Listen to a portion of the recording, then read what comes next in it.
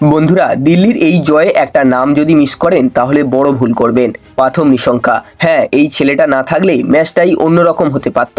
ভাবুন তো, টিম টানা 3টে ম্যাচ হেরেছে, পেসার স্কাই হাই। হ্যাঁ, আর এই ছেলেটা নিজেই টিম থেকে আউট ছিল।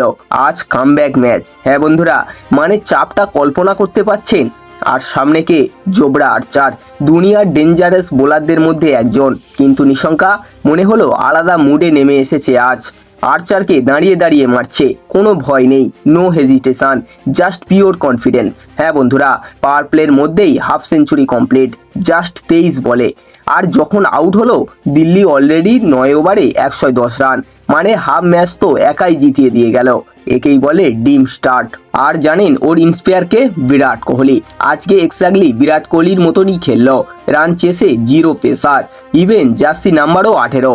কখনো কখনো মনে হয় প্লেয়ার না, মাইন্ডসেট জেতে। তো বন্ধুরা, আজকের নিশঙ্কা আর কে এল রাহুলের খেলা আজকের আপনাদের কেমন লাগলো অবশ্যই কমেন্টে জানাবেন।